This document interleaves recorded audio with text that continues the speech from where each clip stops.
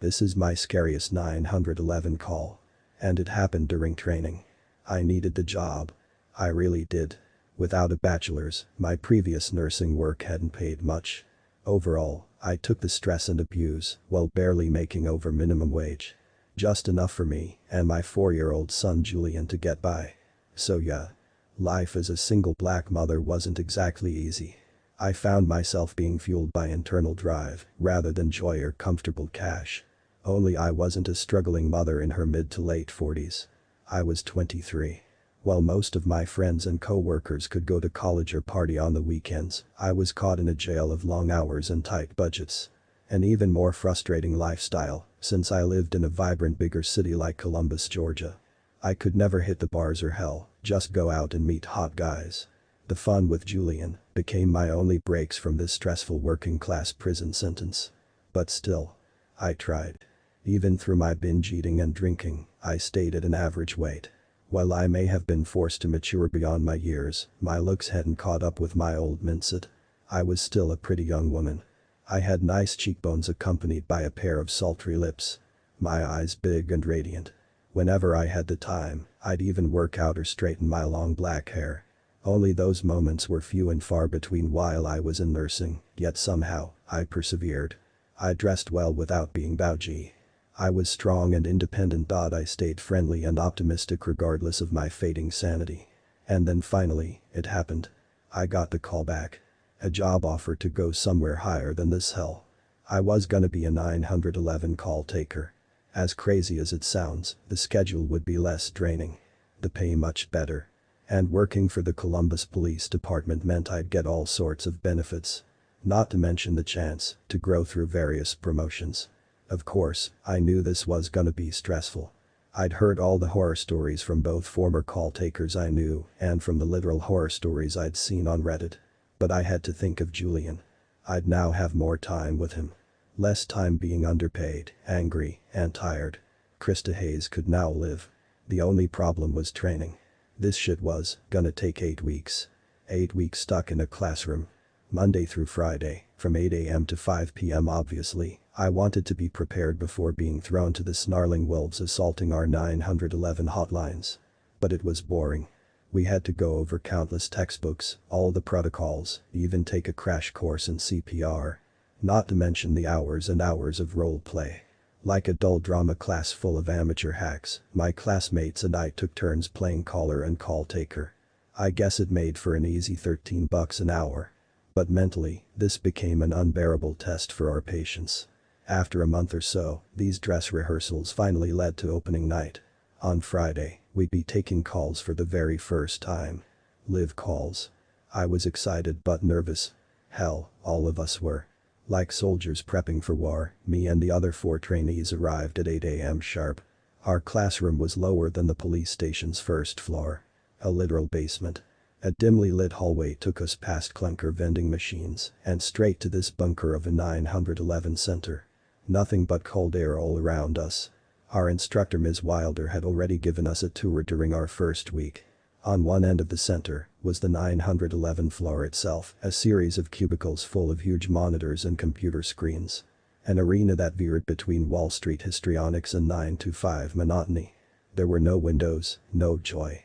The lighting appropriate for a clinical lab, as was the mood. When the calls were coming, the workers went into a pissy frenzy.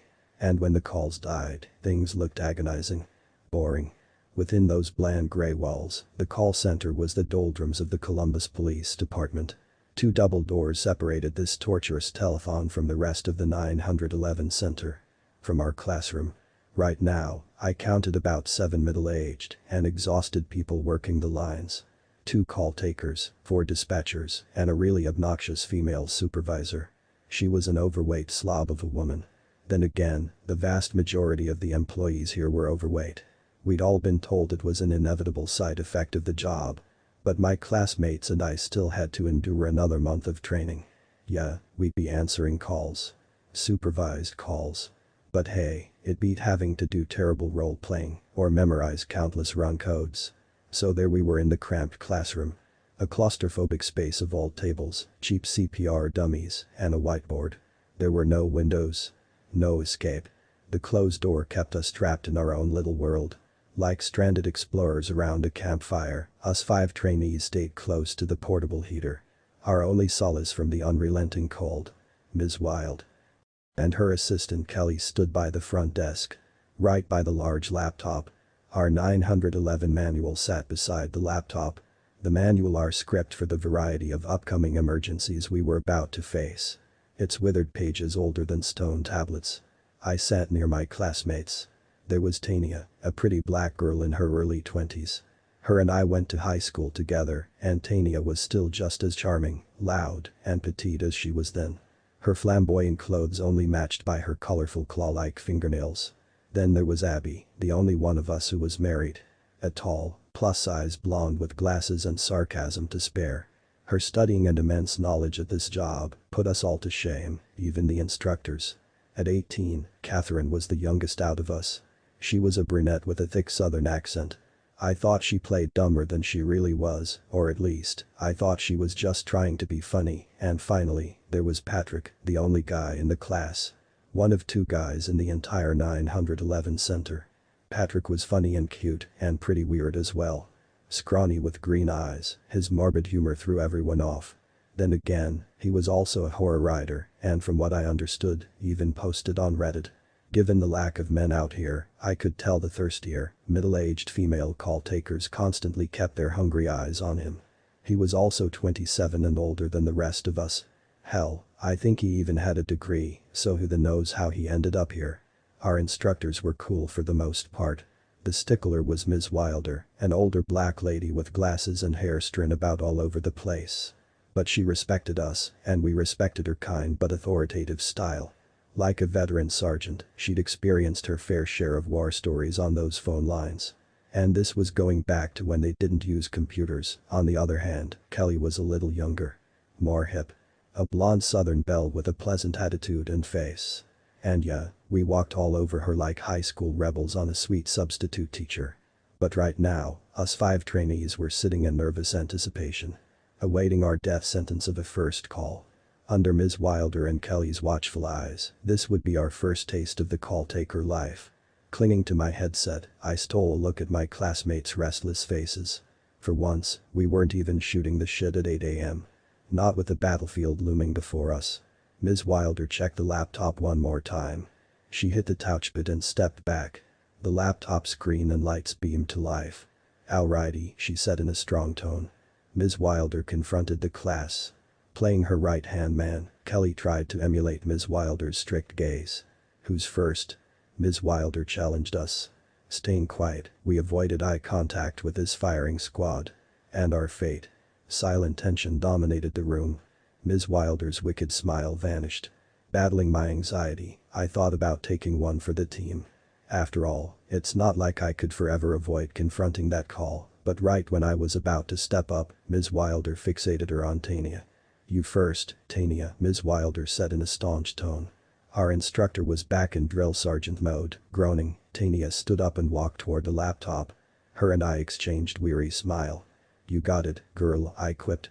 "Man, I hope," Tania exclaimed. Kelly guided Tania to the desk. Plugged in Tania's headset. Watching over them like a self-serious supervisor, Ms. Wilder motioned toward the manual. "Just remember you can use that anytime." The words didn't exactly encourage Tania. She flashed me an anguished look. "We'll be right here," Ms. Wilder went on. "Oh Lord," Tania said through the nerves. My classmates and I couldn't help but chuckle. At least we weren't gonna be the first guinea pig. Poor Tania. Leaning in toward Tania, Kelly pointed at the screen. "Okay, your call's coming in there. Click it and you'll follow the script." "Okay," Tania said.